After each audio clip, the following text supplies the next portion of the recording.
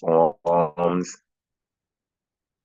ransomware, and lots more of the viruses and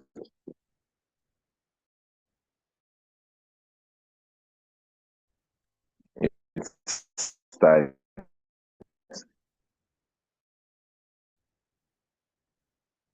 And we said viruses are software that tends to destroy system your or damaging your its modes of locking you out of your own device and requesting for a ransom. And also we talked about um, Trojans.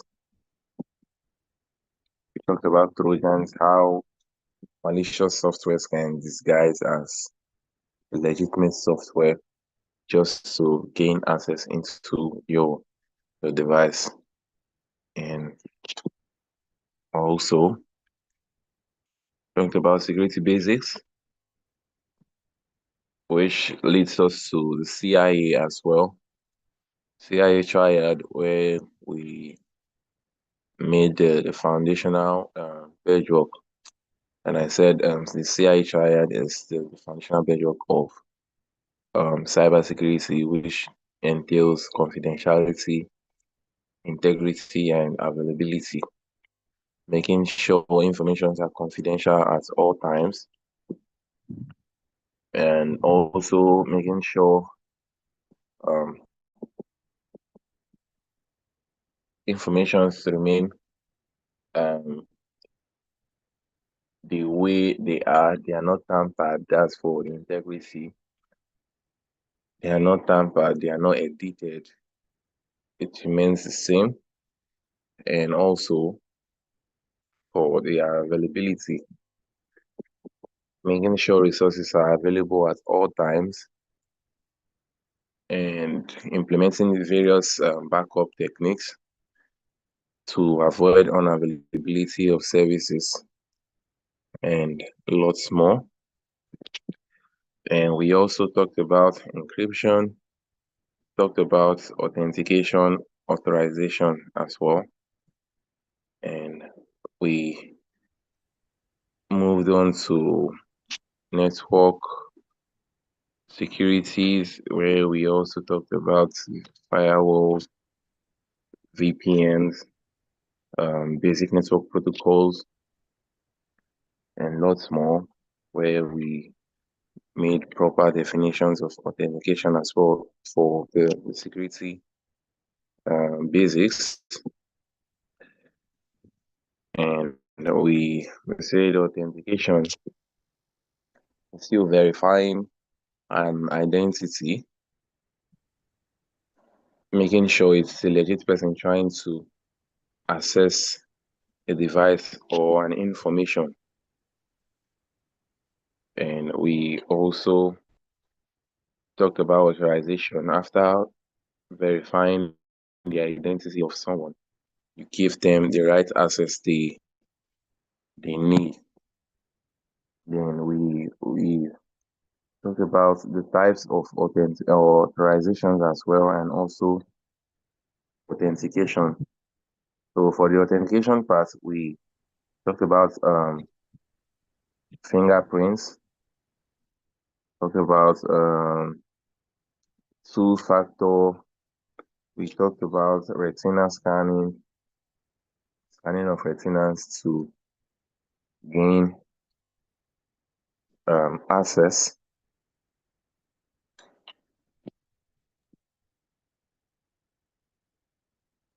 And we talked about MFAs, passwords, tokens, and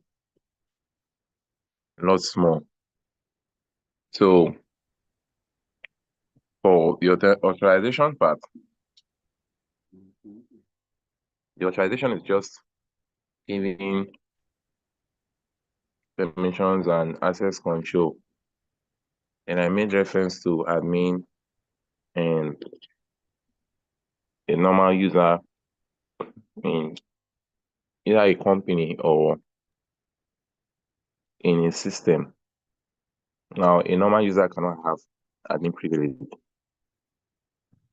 For admins, they can have the normal user privilege and also have their admin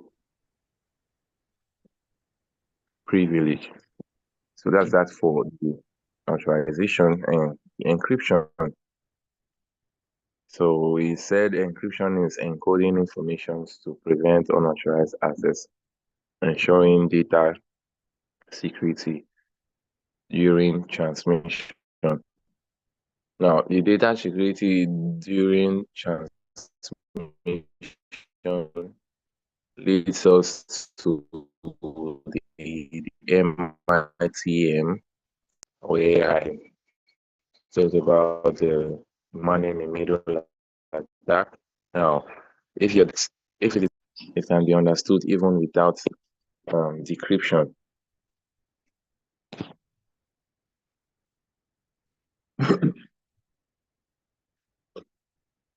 Can be understood without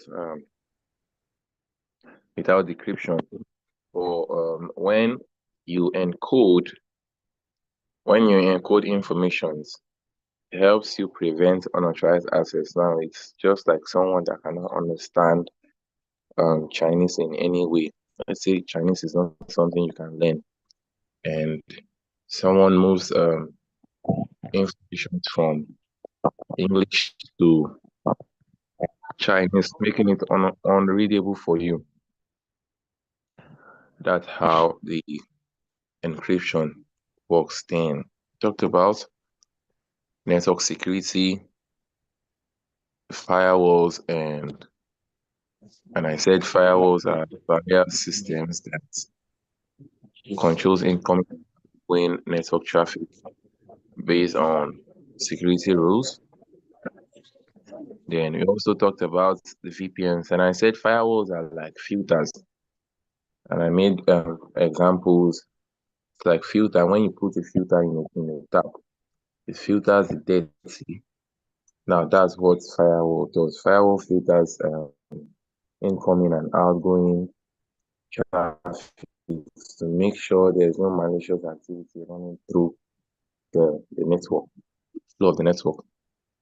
Then also talked about the VPNs, which is the virtual private networks that helps secures communication over public networks by encrypting the data. Now still on encryption, and we said VPN is not just a location changer. VPN is also something that helps encrypt your data over the network. It makes your data in transit secure and your data either outgoing or incoming data, it makes it secure. And it also helps for bypassing of geo restrictions and lots more we talked about. Then we made reference to IP address, public IP and private IP, how VPNs help safeguard this your IP address, which is your identity. Are you not feeling your husband is beside you? Something wrong Then we moved on to you said we go tire. The things when they follow, you don't follow them. You say where they follow, you don't follow them. please mute your mic. Make me a host so I can have full-time privilege to access to muting and unmuting.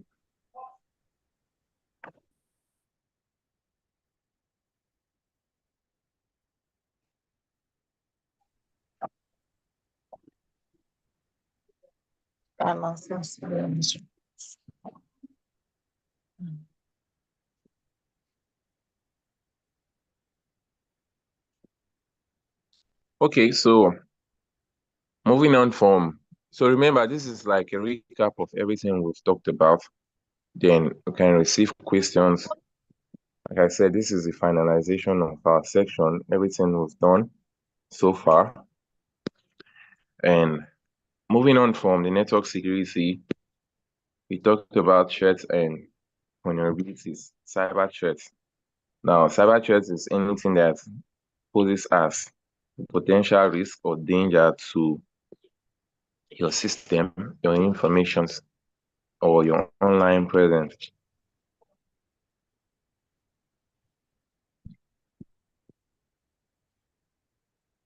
And the common types of cyber threats out there is the malware.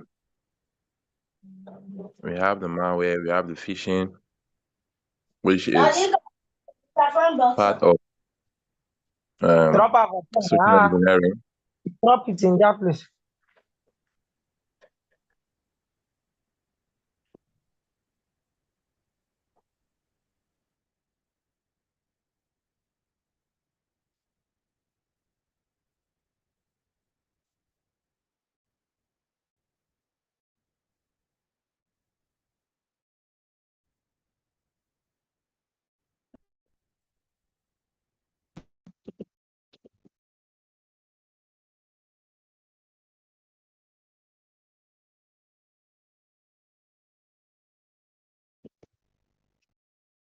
So we talked about the malwares, which are malicious softwares that try to infiltrate your system with various purposes. And the malwares, it includes viruses, ransomware, and spyware, which compromises your system. Then we have the phishing and social engineering. Talked about social engineering, which I said social engineering is the act of manipulating users to giving out information or turning them to zombies. Now, this is the popular stuff. People to trying to manipulate people online to giving out funds and the rest, which is very, very popular. Now, and I said there are different types of social engineering practices. There's the phishing, there's the vishing, there's the smishing. Now, the vishing, VISHING, is the process of sending out calling.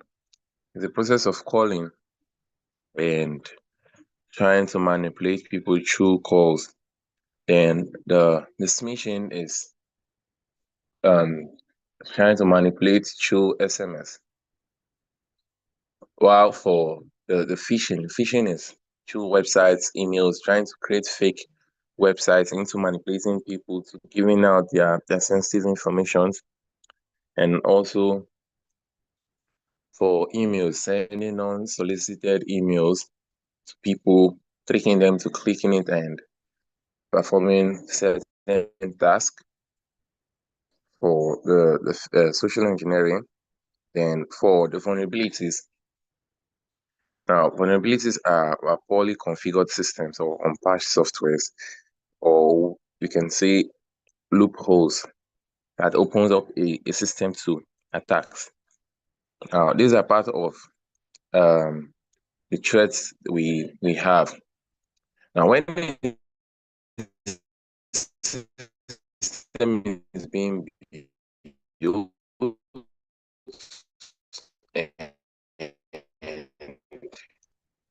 or vulnerability analysis is not done, or the device, why can it be vulnerable? Because penetration testing was not done to check if there is a vulnerability in that website.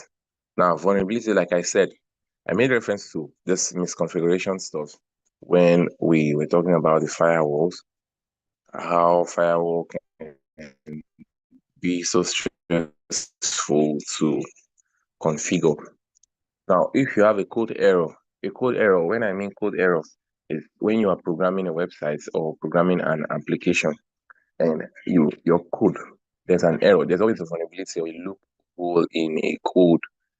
Now, that code you are developing to make that website become what it's supposed to be, that is what can be exploited. Now, different programming languages, they have their security levels as well. So the vulnerability part is exploiting of loopholes in a system. So that's why a vulnerability or a penetration tester is always needed in a company.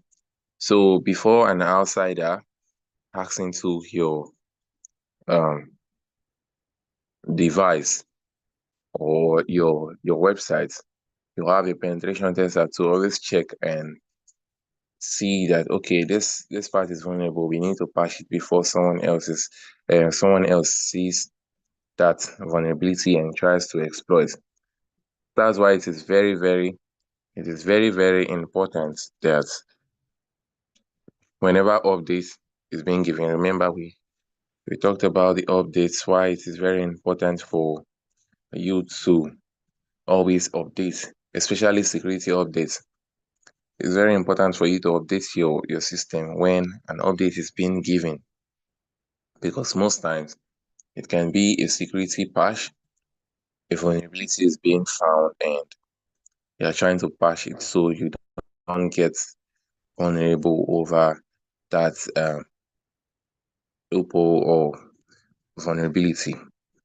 And then we also talked about cybersecurity tools that can enable you stay safe online. And we mentioned a lot of cybersecurity tools, antivirus softwares that can help you protect your systems by detecting and neutralizing malwares. And I gave the various best types of antivirus softwares: the Avast, the Norton 360, the antivirus software itself,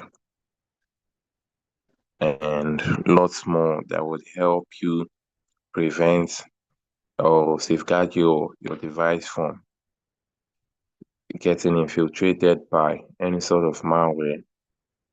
Then one of the cybersecurity tools we also talked about is password managers. And we said password managers help create and store strong password, unique passwords, and lots more.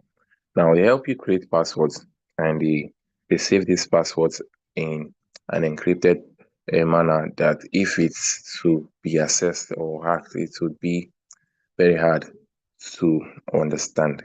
And password managers help you create and helps you remember your passwords to make sure you don't forget. Now, the unique part there is password managers help you create complex, let me use the word complex hard passwords that would be very, very hard to crack.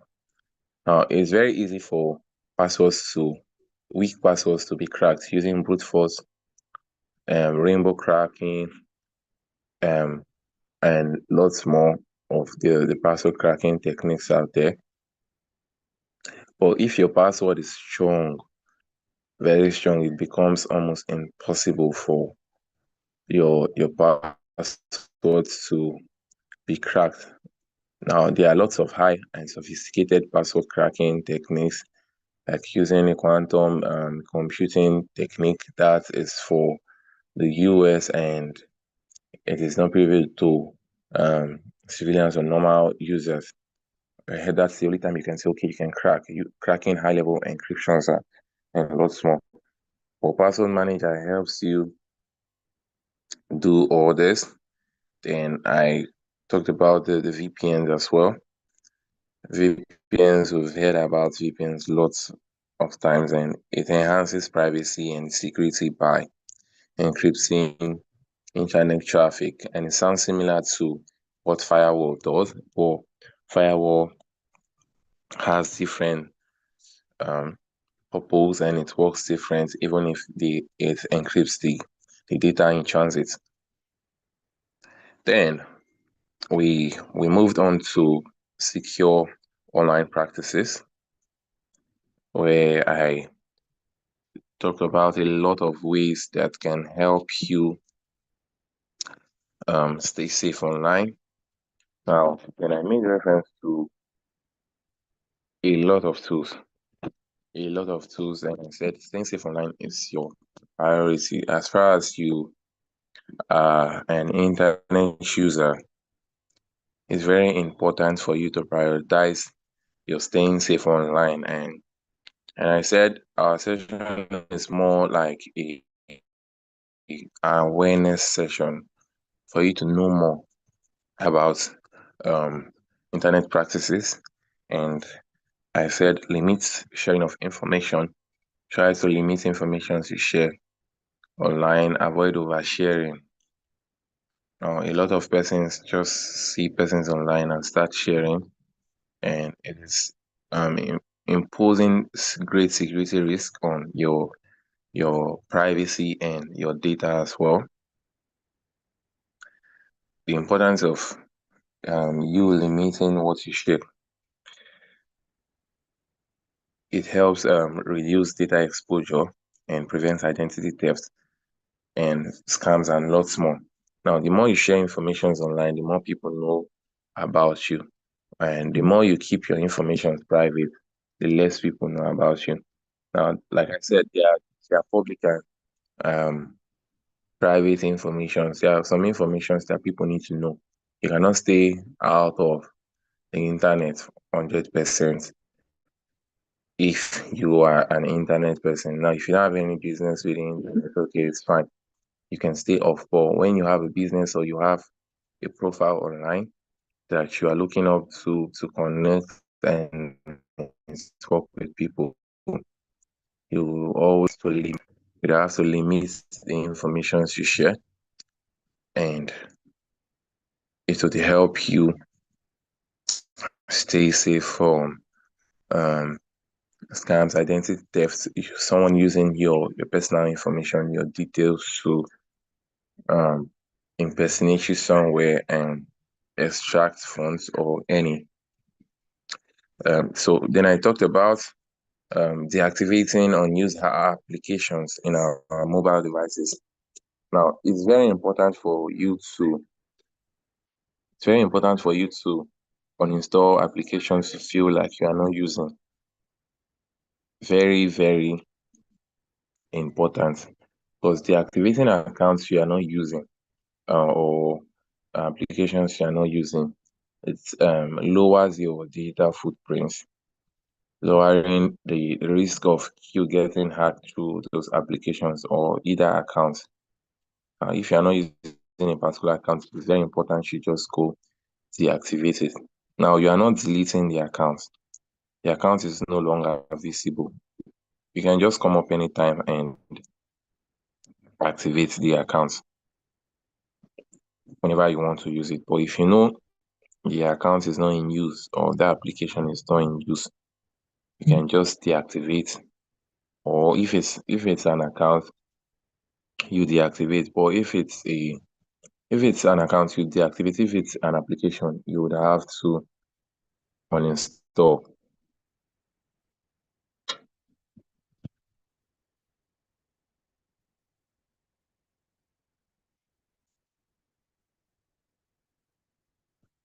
And I also said you have to be wary of downloading free softwares online. Now, one of the ways people get infected a lot is by downloading free softwares, trying to get free versions of softwares. Now, it's always okay for you to check for free versions. But while you check for free versions, there are also people out there trying to make use of that your search for free versions of softwares. Now, there are some popular softwares which, for you to get the cracked version, is very hard. It's very hard for you to get from certain versions. And in a scenario where an attacker post a malicious page or a malicious website giving out this um softwares that are supposed to be paid, and you're making use of that software. It works very well for you, but you don't know the process of how it got cracked, and a lot can happen. It can be a Trojan. Now, a Trojan, like I explained, can be a it can be a legit software that is being infiltrated as well, that has malwares when you install it. And most of these malwares, they go beyond detection. They try to kill or automatically turn off the functionality of your antivirus. So that's how high-end, sophisticated um, malwares can be. So it's very important before you download. Always be wary of what you download as one of the online safety tips. Then I said always set up account recovery option. Very important. Now, security is upgrading, tech is upgrading to a point where even if you forget your own password and you don't have any um, extra means to verify, it will be very hard for you to even recover your account, because that process you are using is what every regular person would want to use. Even selfies now can be bypassed with deepfake. You can be bypassed with deepfake. As far as I have your pictures, I have multiple pictures of you. I can make use of a deepfake to run a selfie verification. So it's very important for you to set up, when I mean set up account recovery options, is ensure your email and phone number for account recovery are up to date. Now you have a Gmail, you set up recovery email. If something happens to your email address, you would always point back to that recovery mail to reset and get your mail back. And also recovery number as well. If you don't have access to your recovery mail, your recovery number is always there to help you out. And it's very important for you to set this up, because having current recovery options allows you to regain access to your account in case of a security breach or forgotten password. So like I said, you can have your own account and maybe you forget your password, and it would be very difficult for you to access your own account because you don't have proper means to verify. Then, moving on, we talked about checking of application permissions. You always have to check for permissions before you grant permissions to applications. Now, some applications, they try to request more permissions than they are supposed to do. And I said for calculator apps, I made reference to calculator apps, applications, and at some point, calculator applications were a point of contact. Fancy ones, scientific calculators, and they were requesting for camera permissions and lots more. Now, if you are that type that grants permission without reading, now it's very bad. It's very, very, very, very bad for you to just start granting permissions without reading or knowing. Now, there's always terms and conditions, privacy policy in any application you're making use of. Now, it's left for you to go through it or not. Now, when you go through those terms and conditions and privacy policies and the rest, okay, privacy policy, and it tells you how your information would be used.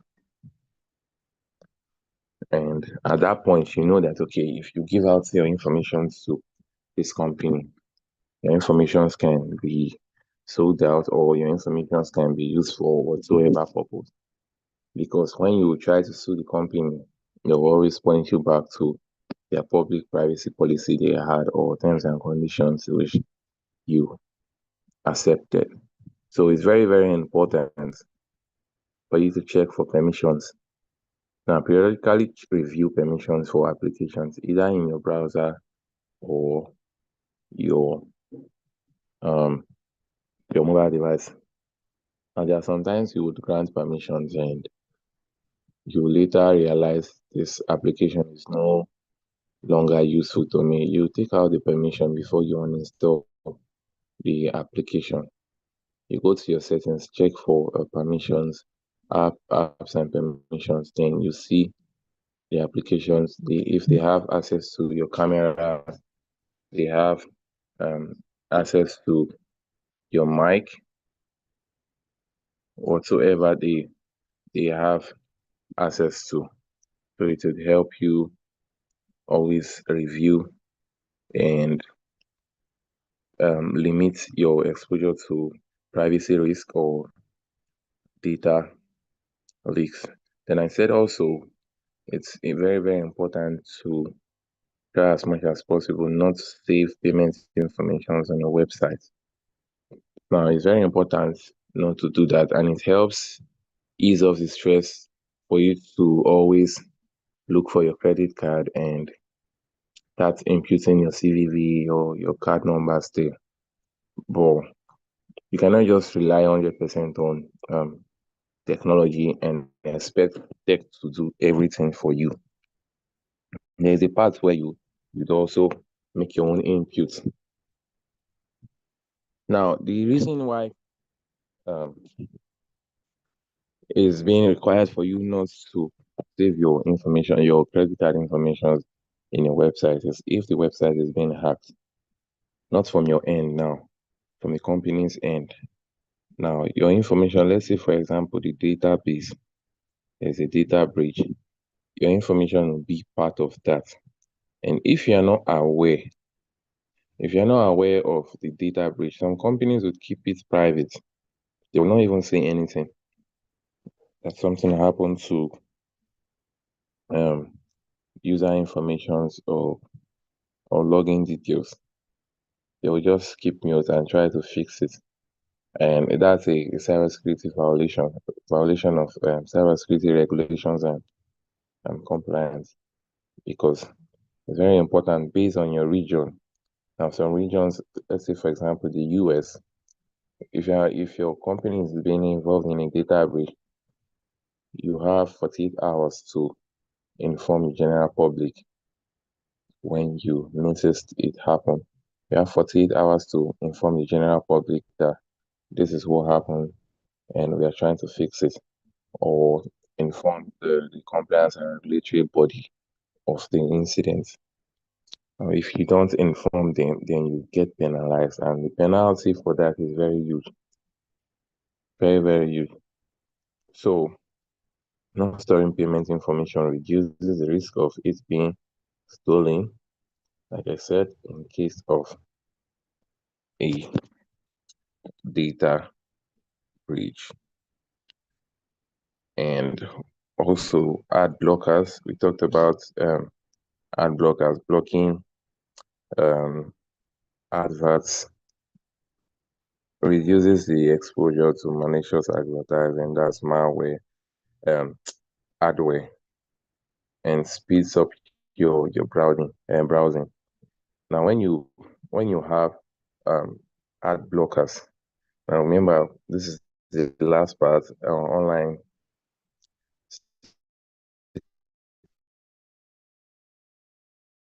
online practices. When you have those extra pages or video in that website, you visit as an ad and slowing your network so you have a very fast network. And remember, I said you might click on a link by mistake, trying to download, especially movie sites, trying to download a movie, and unknown to you that it's a clickjacking. I explain what a clickjacking does. It's like a web vulnerability where an attacker puts an invisible button. So you are clicking on a button, but it's not the original button you're clicking on. It's giving you something else. So when you have ad blockers, it helps prevent that a lot. And I said there are some websites you visit just by visiting them. The malware is automatically downloaded, and if your browser settings is not up to date, you will get infected. So browse ad blockers helps reduce exposure to malicious advertising, and it speeds up your browsing experience. Then one very important one is to disable your Bluetooth and location services. Now, this might sound so common, but as a security person, I understand the risk that is being imposed when your location is turned on. Now, if your location is turned on, so many activities you do, a metadata can be attached to it. When I mean metadata, these are pieces of information that are being placed. Let's say, for example, you have your location turned on and you take a picture. Now, that your location that is being turned on, the metadata of your geolocation is being added to that picture.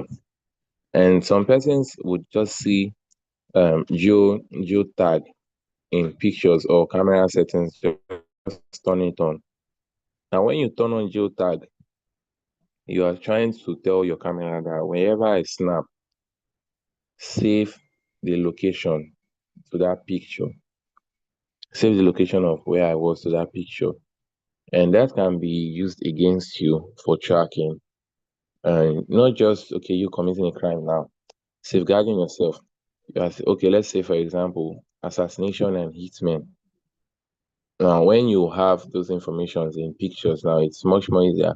When you go on TikTok, you'll see those challenges. I can find you based on your pictures and the rest. Those are techniques that are being used. So it's very important you turn off your location. There are several security implications that can come up when your location is being turned on. Disable Bluetooth.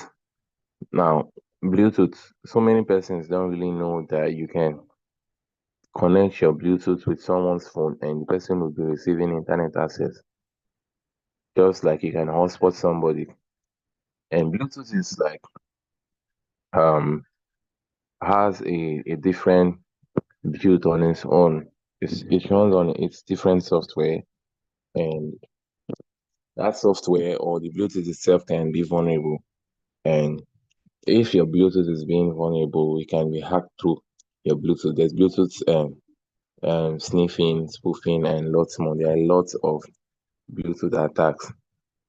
So it's very important for you to disable these features, reducing your exposure to either location tracking and Bluetooth based attacks. Then lastly, reduce what you share on social media. Now, not just via your DMs. Limit who can see your post by adjusting your privacy settings. Now, when I mean limit who can see your post, you can make your account to be like whosoever you accept to be your friend. That would be the only persons that can access your post. And your post will not be private and public to everybody that can just search your name and start seeing information about you. And also, always you use what you share. Whenever you share information online, always try to make sure you don't share information that will lead to a certain hack. Then lastly, monitor bank and credit card statements. Now, a lot of persons, their bank accounts get hacked and they stay over a month before they start realizing that something happened. Maybe you might have a lot of funds in your bank account and you will not realize. Now, the earlier the better for you. It helps you safeguard your um safeguard your account from getting hacked. So it's very important for you to monitor because early detection of suspicious activities help prevent financial fraud and identity theft. So this is like a recap of everything we've talked about from day one till last week, where we did the online secure online practices. So if you have a question, let's delve into a question and answer section. If you have a question, you can please ask. The floor is open to anyone, even if it's out of scope. When I mean out of scope, questions out of the syllabus, it's also fine for you to ask, but just make sure it's all within the educational purpose. So questions can come in if you have any question. Either you send it to the chat section or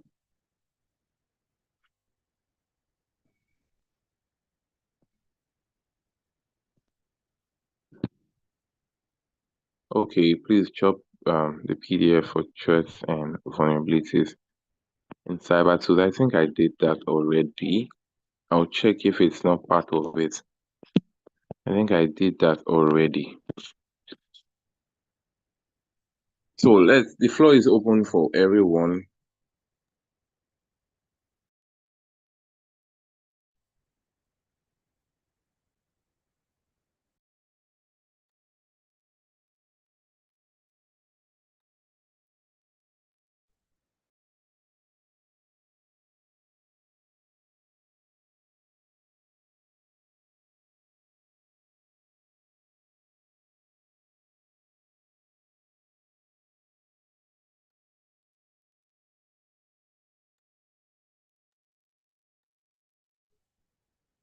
Hello, sir. Can you hear me?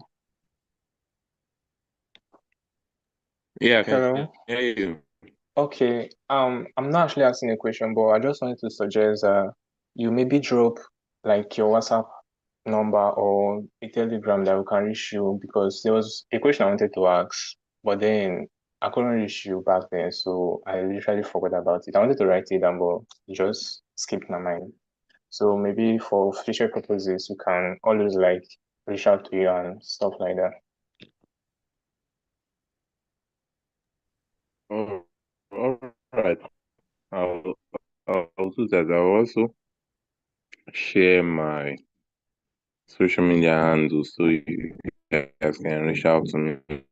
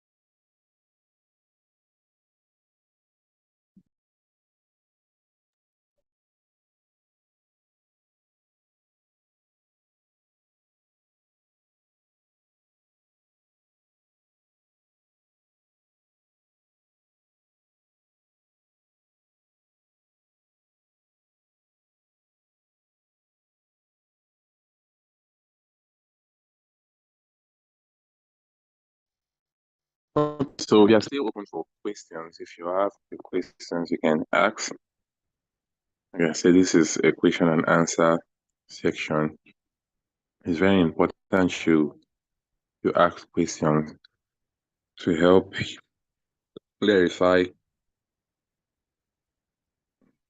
whatsoever you are having doubts on. Clear.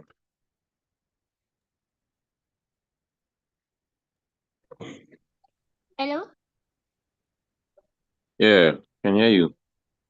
Okay, so my question is how can the phishing attack be phishing, right? How can the phishing attack be identified in real life, in a real life situation? Okay, so let's use a fake website. This is Facebook, for example. Let's say Facebook is only a web app. It doesn't have a mobile application. When you go online,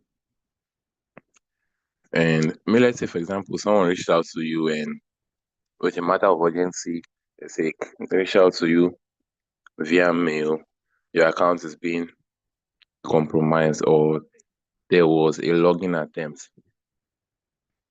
Now, those are one of the techniques that people use to create matter of urgency and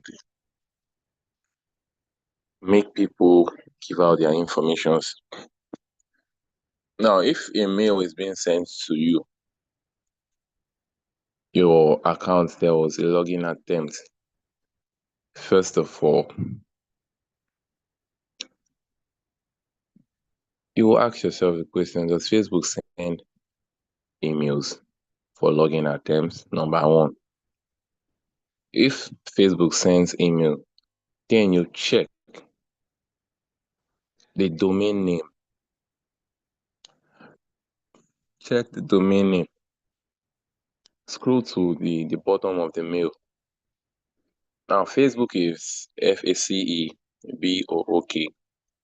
No other company can have that name. Even scammers cannot have that particular name. If they need their website to be active, having the Facebook, social media, and everything, that can happen. For you to visit a fake Facebook can happen, but the name you can detect the you can detect from the name. It's only Facebook. It might, like I said, Facebook is FACEBOOK, and no one can get that name aside from Facebook. Now, if any other person wants something similar to that, either they do something like FACEBOOO.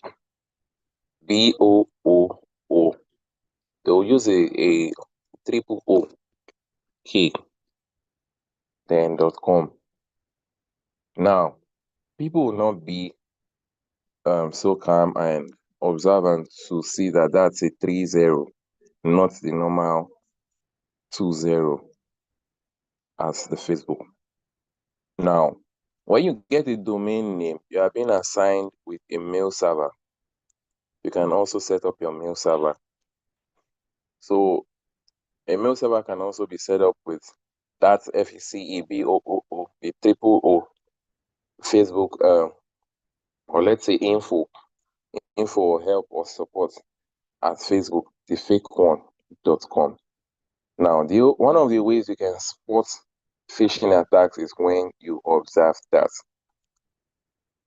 When you look at the name, you know, okay, there's something fishy about this name. There's something fishy about this name. Then also Web of Trust.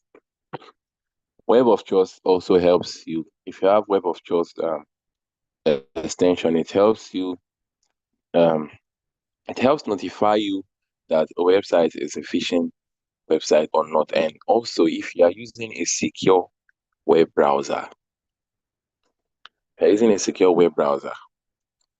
a secure web browser would always tell you this is a phishing website. And it is very, very important you have a secure web browser. There are some phishing sites you open, it will just give you a notice. This is a phishing site.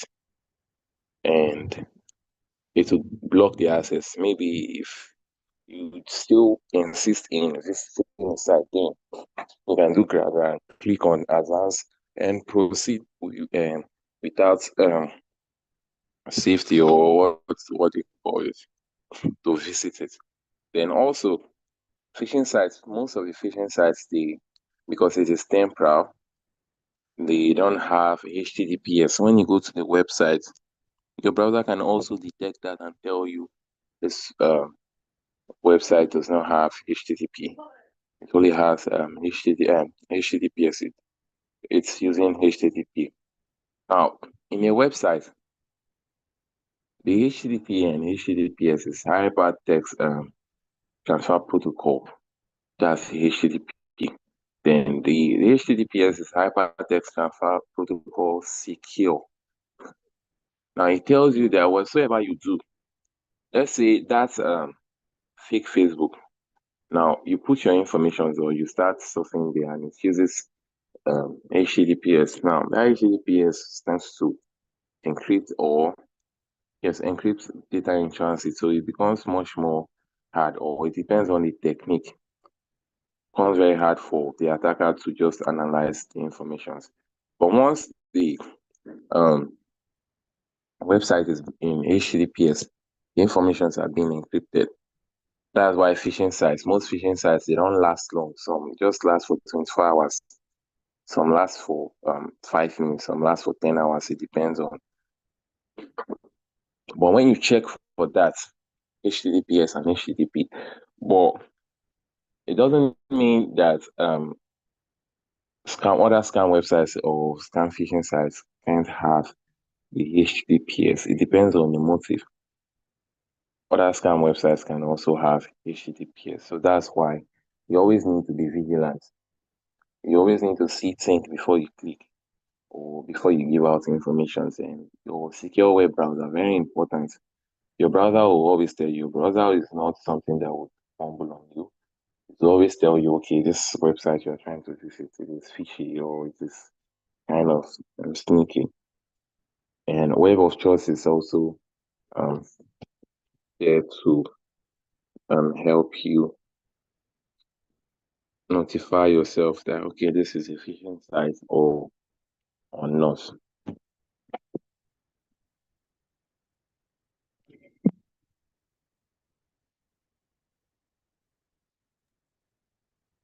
Yes, sir. Good morning, sir. Yeah. Good morning. Okay, I'm Emmanuel Kpoforo. Sir, my question is like this. If there's a particular like cyber attack, or maybe this is coming of a thing that someone has sent a particular message to you that you click there, eventually you are being scammed or your data is now being accessed. Maybe later you now find out that this is what happened. Can that person be tracked to know the real person behind that particular attack? Okay. So now,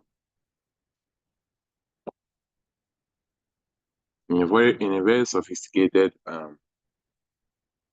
pattern, that's why anything that concerns tracking, it is always referred to the work of the police.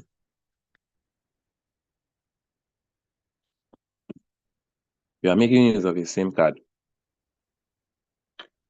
You are making use of a social media account. You are making use of a device.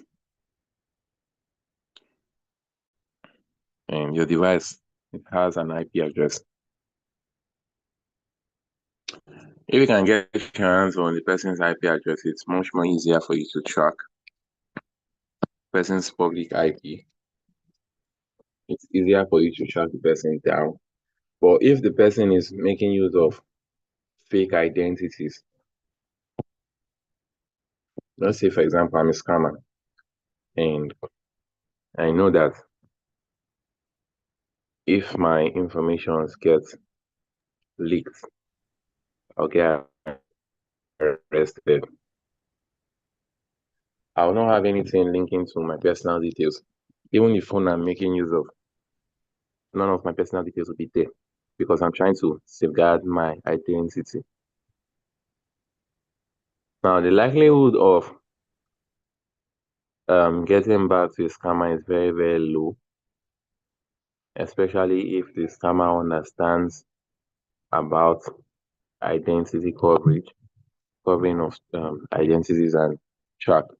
To be very, very hard for you to get that. Now, if it's via WhatsApp, let's say, for example, the person chats you via WhatsApp and it's a number. Even if the person changes that um, phone number, you can still make use of same device. Not everyone has the sense to condemn a particular device. That particular number, you can take that number too. Now, the reason why it is not really accessible to everybody, why police report is being required, is so that you will not just come up one day and go to MTN office and tell them, I need this number, I need that, I need information about this, and start tracking them. Now, if it's via WhatsApp, like I said, if it's via WhatsApp, you can go to either MTN office and there's this application I make use of. It prints out the full detail of the phone number, every detail, gives me both NIN and the rest. Now, when I print out that information now to determine if the person is making use of an already registered SIM card. If the person is making use of an already registered SIM card, then we have to go extra mile. Let me just say, okay, it's a case I'm trying to handle. Now, when I check and I see, okay, this person is using an already registered SIM, then I'll go to the MTN office. Now, I have an agreement with them, which I can go, they know me as a security person, particular MTN office, and if it's an MTN user, I'll go there and they will give me a cell tower triangulation. Now, this cell tower triangulation is like trying to track where this call is coming from. And also, it would they would give me your frequent callers. Now, some scammers would be very dumb to use their scam lines to call loved ones and friends as well. Now, when you have access to the call history, now I can also check to know if there's anybody this person is calling, and also voice records. Call records would also determine if this person is a scammer, this person is who is trying to scam or not. So when I have access to that call record and the call history, it becomes much more easier. Now, the person won't be the prime target at that point. The third party who is calling, the person who we always call, would be our target. Because once we apprehend that person that he always calls, his frequent caller, the person would definitely take us to where our target is. So that's one of the ways you can identify or track down someone via WhatsApp. Then if it's for Facebook, there are lots of tools that can give you an IP address of a social media user. And like I said, if the person is giving 100% fake details, the mobile device is using is encrypted or fake. Now there are some encrypted mobile devices as well. Uses a VPN, different location identity, different, and also it becomes much more harder for you to track such persons. So I think I have already answered your question. Yes, sir. Thank you, sir.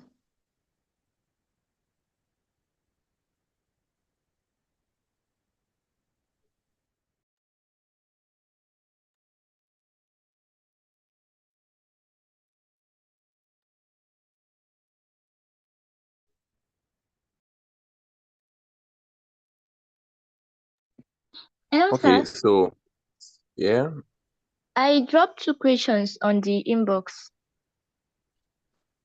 okay.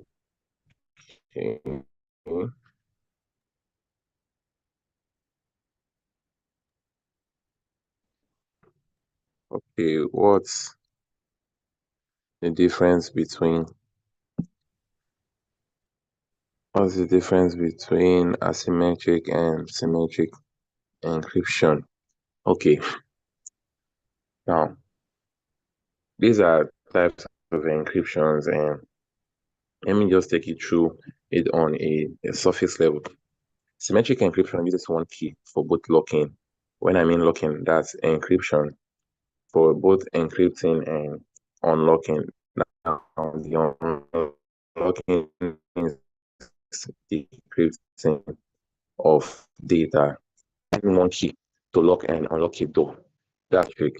Then for the asymmetric encryption, uses public key to lock that to encrypt the data and a private key to unlock that's to decrypt it. So it's like having a public lock that anyone can use to lock something. But only the person with the machine private key to unlock it. Then the next question is what's the role of honeypot in network security and how can it be implemented? Now, a honeypot in network security is like a trap that is being designed to attract attackers. It's like a fake system. Let me just use that word, fake system, or just a fake system that looks real and valuable, but it's actually hackers to trying to penetrate that fake system. So by interacting with this honeypot, hackers reveal their method and intent professionals to study and harm real systems.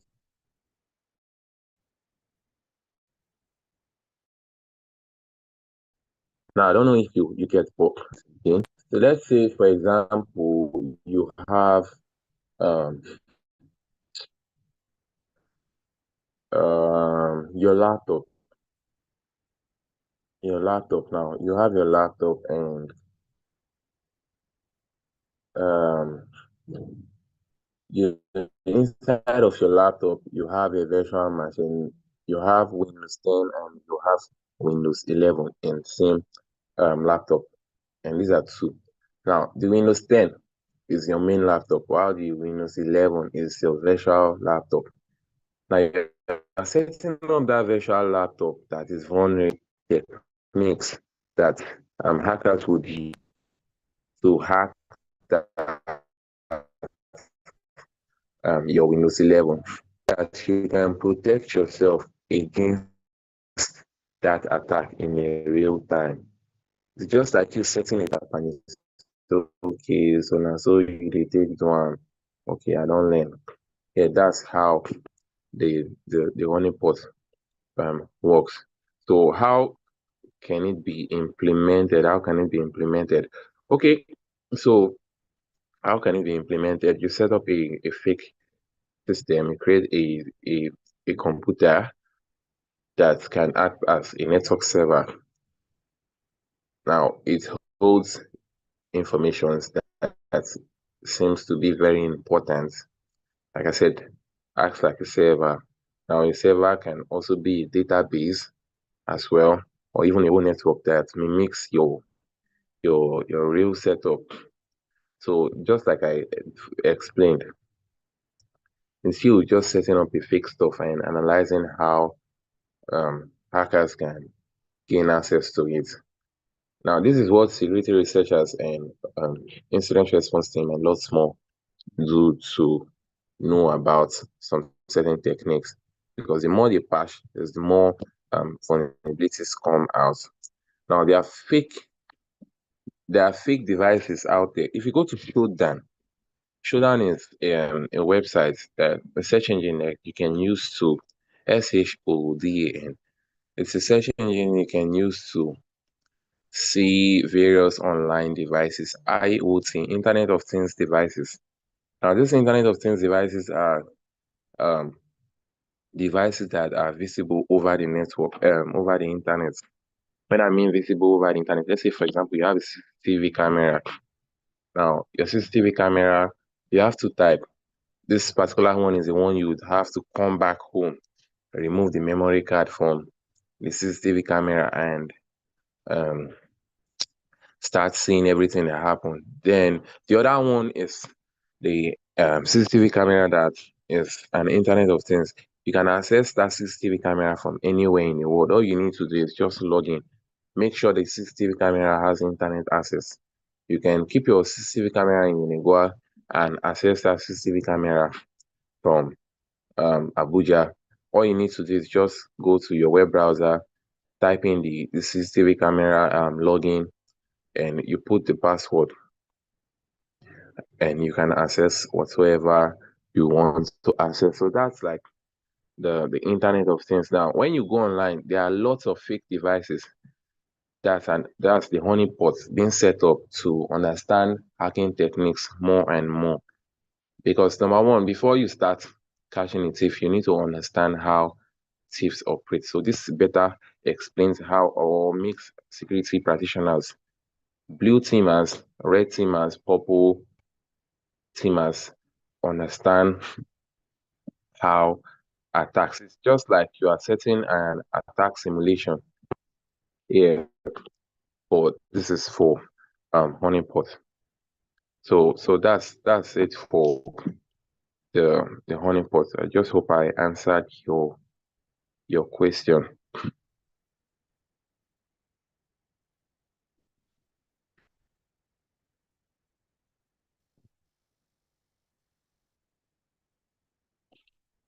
Fidelia, I hope I answered your question. Yes, yes. All right. But you didn't complete the first question I asked. You didn't complete the answer for it. Oh, the symmetric and asymmetric. Yes. Okay, I've already given you the Good surface. morning, sir. I've already given you the surface explanation of asymmetry. That's the main term. Now, going beyond that would be No, on a like technical term. I was asking. The second part was like, when can they be used? When can they be used? Oh, when can they be used? Yeah. Encryptions can be used at all times. Let's say, for example, you have files in your laptop, and you know your laptop is a public stuff that people would access time to time. You can just go online, and there are lots of encryption tools. I think were you part of the session when I talked about different encryption tools? I listed them, the tools that you can use for encryption. So now this is different from password. This encryption is different from password locking. Let's say it's a high level password kind of stuff. Let's use that word, but it's way, way different from password. Let's say you have pictures in your device, and you want those pictures to be accessible to only you. So you can encrypt those pictures, and it would be accessible to only you. Now, those passwords you are saving in your web browser, they are also encrypted.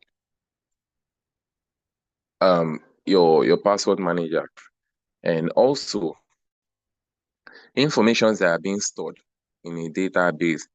Encryption is being used a lot of times even in your messaging app, without encryption, there's no way your messages would go without interception or a man-in-the-middle attack. So encryption is almost part of everything we do in the internet. But if you want to encrypt something very well, I would list out the encryption tools again. I'll check if I have that. I think I listed them, or I did not paste them in a group. It was in the chat section where I listed tools that can help you encrypt and decrypt applications. So the use cases are very numerous. You can use encryptions just like the way you password lock your files. You can use encryption instead of passwords and lots more.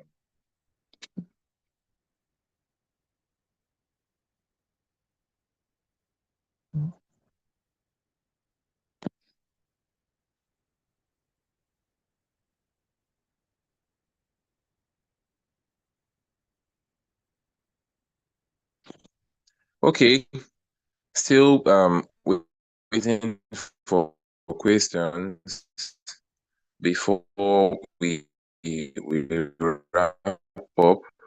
And remember, this is a question and answer. Trying to you can ask.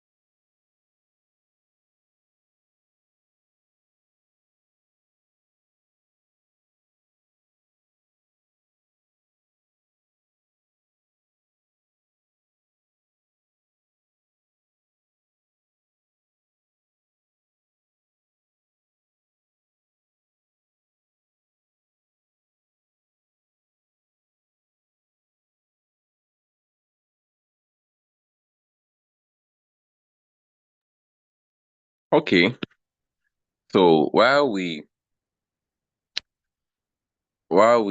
wait for questions and try to wrap up, how many of you know about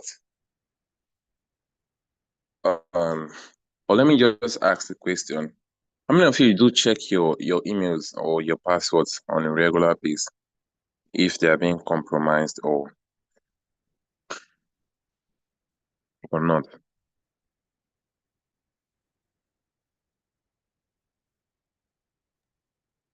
I do. What platform do you use? Platform to check the password. Yeah, if your password is being compromised. I just check my password. I don't check if it's been compromised or not. I just like checking it. Like if let's say like my Facebook app, I just go to the place that the password used to be.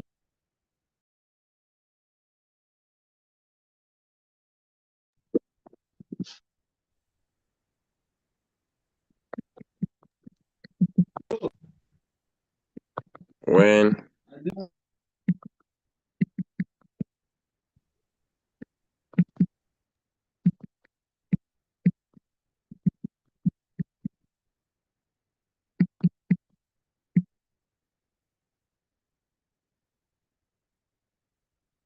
I just sent a link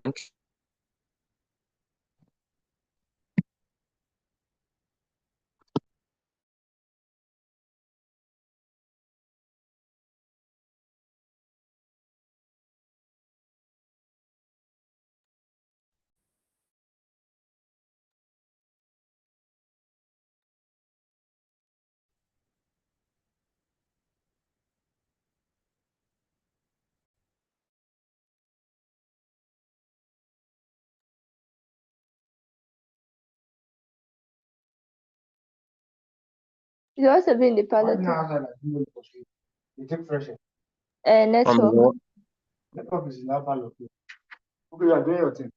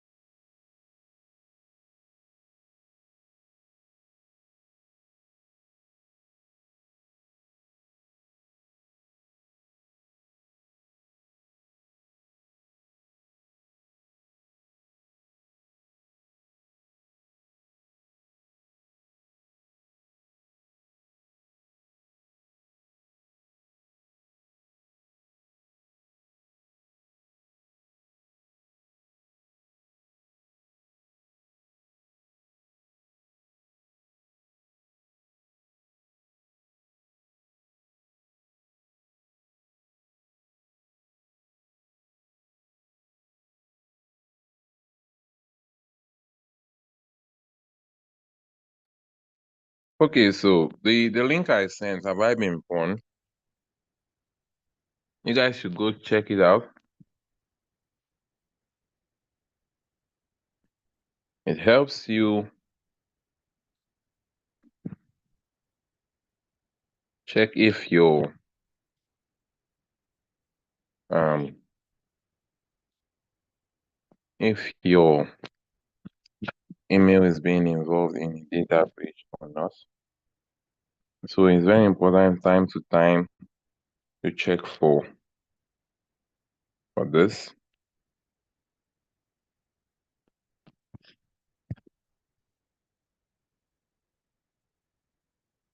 Now, when you go to your browser, now this is Alive in phone.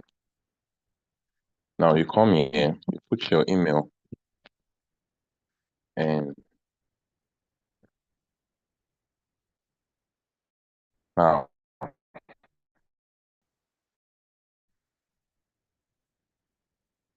can you guys see the screen?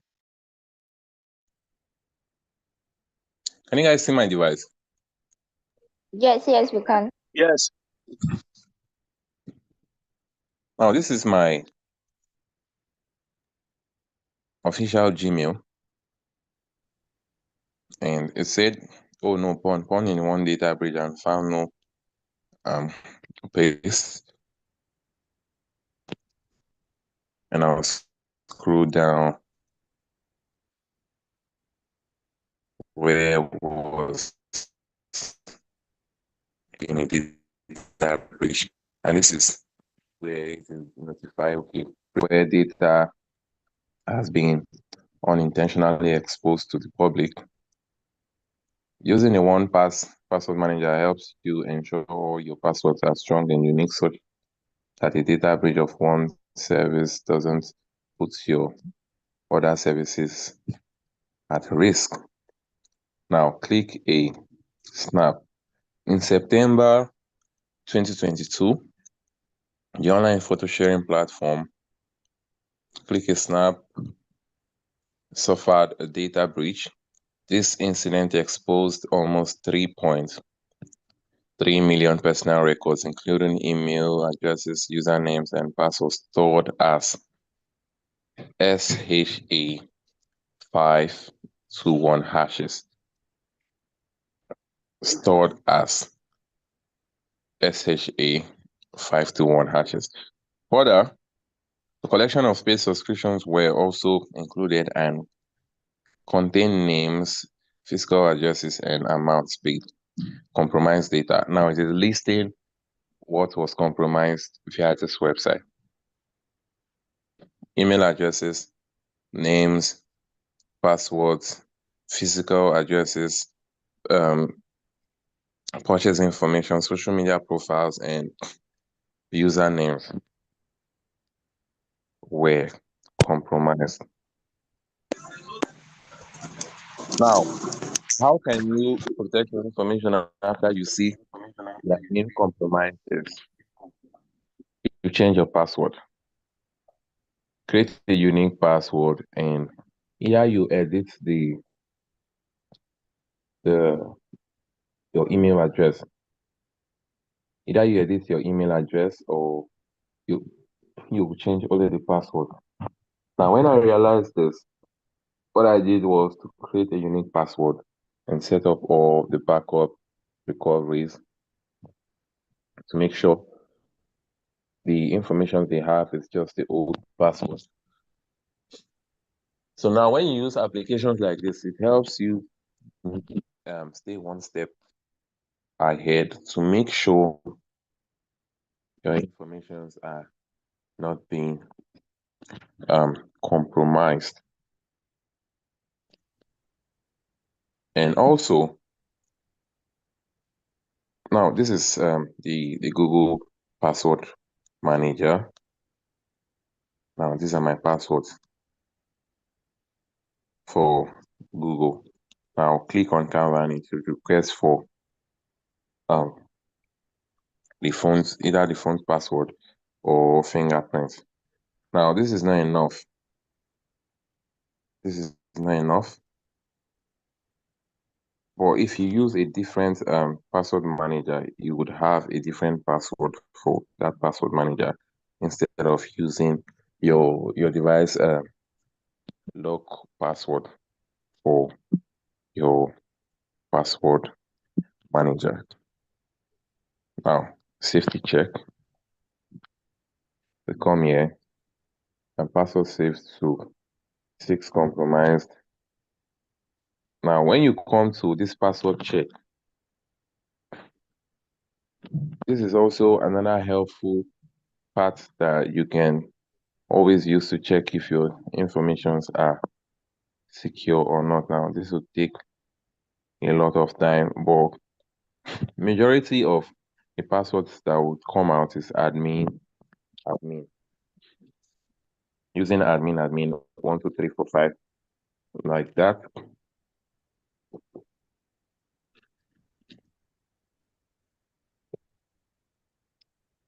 Yes, okay, very good. 52 reuse 37 weak passwords, 6 compromised password. You should change now.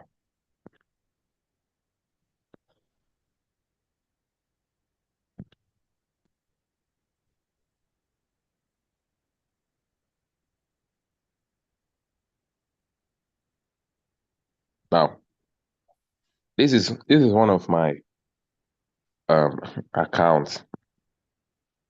This is one of my accounts that have been here for a very long time.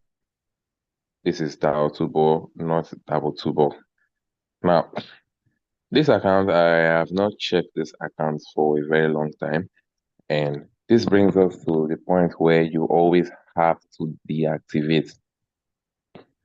Now, imagine someone hacking into this account through this medium, this email I don't really use, this particular email I don't really use, that is still having information linked to it.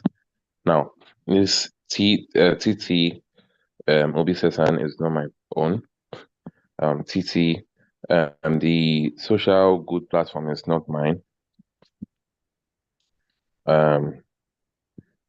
The measure up is also not mine.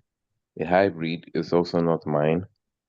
The Canva is also not mine, and the Bitrix is also not my password. For these are logins that I have done via this account, passwords I have saved, and I don't have the permission to reset this password for this persons. So you can come to your password, this safety check, very important safety check, to check for your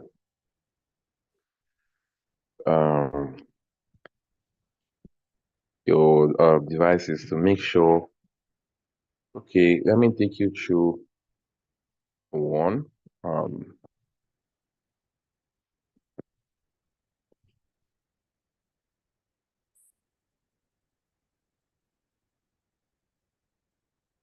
Now, you come here, manage account, you go to your Google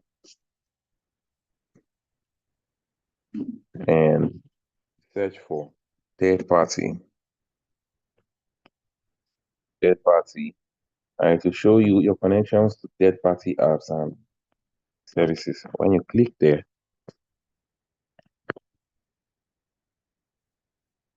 now it will bring out all the accounts that is being linked with this. Imagine someone hacking your Gmail. When people feel like hack your Gmail, all you need to do is just wait till that particular mail. A lot can happen.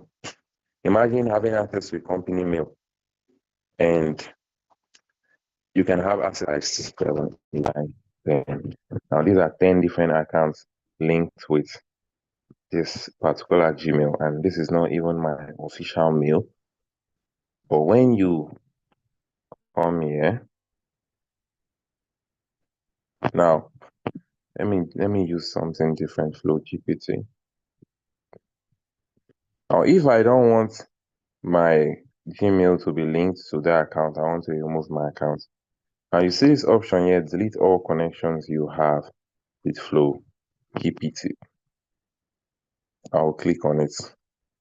And it will tell me delete the connections you have with Flow GPT. When you delete these connections, you might not be able to use some Flow GPT features or use Flow GPT from your Google account on any device where you're signed in to your Google account. What happens to your data, your Flow GPT account and data info you shared with Flow GPT will not be deleted. If you want to delete the data and info shared with Flow GPT, visit Flow GPT. Now, you confirm. Once you confirm, Flow GPT does not have access to your Gmail again. Now, based on GDPR,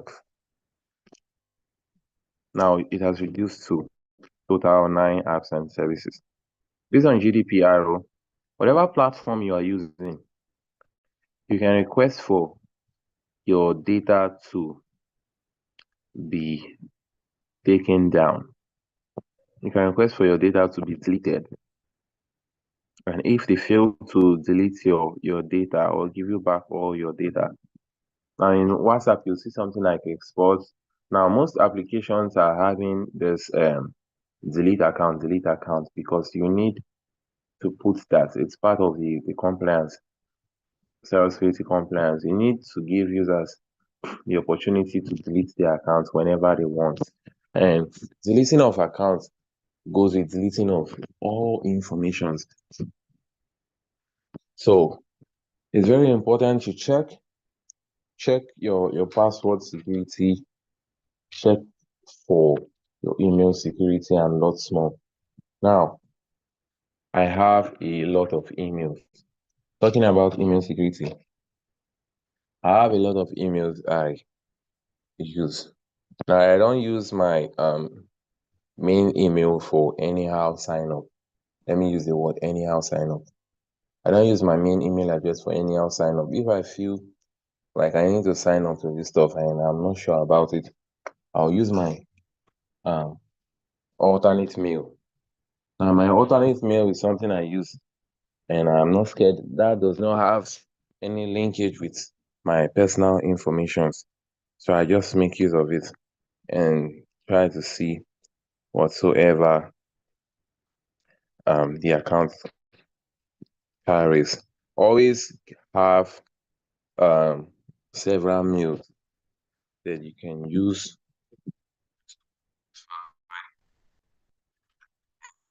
And there's what we call temp mail. I don't know if you guys know that.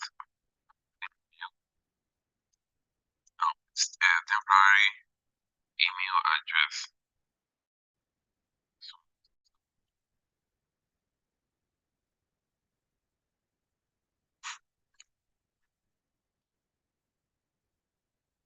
temporary email address. It gives you a temporary email to receive verification Now, if you check here, this is my temporal email.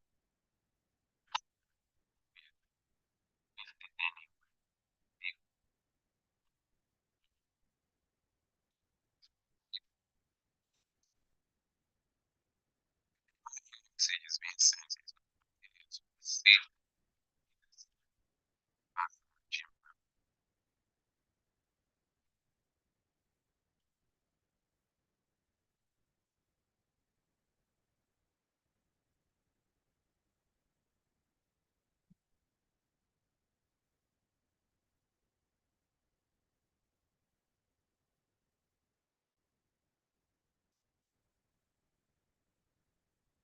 Save this.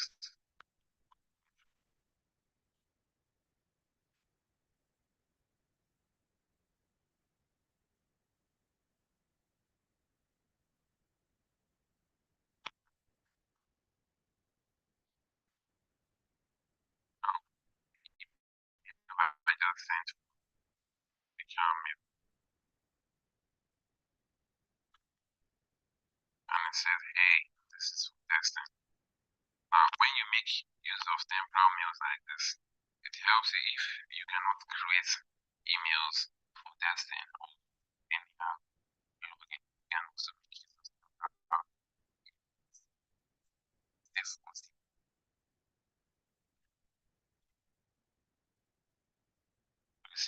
receive OTP or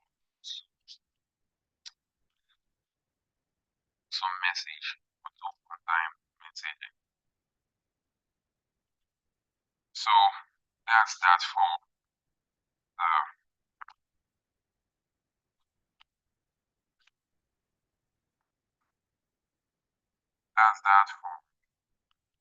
the email password and not small. There's also temporal numbers as well. There's temporal number.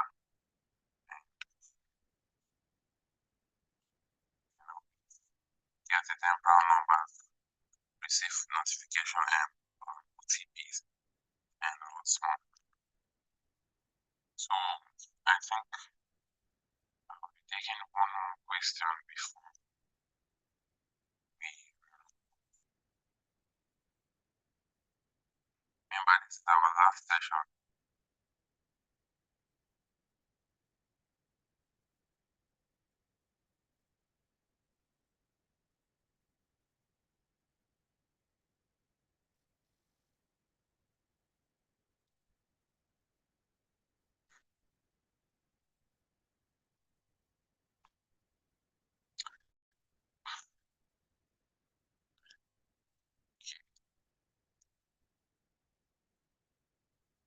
Also, seconds questions.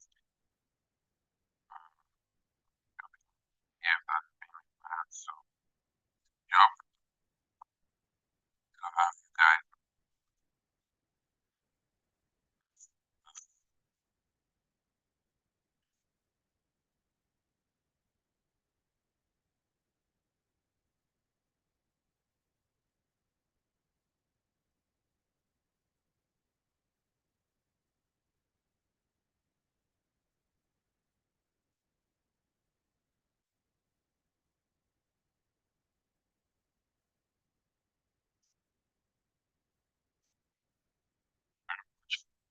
but SAP ICC Cybersecurity Class 7 has been a wonderful shout out to the host.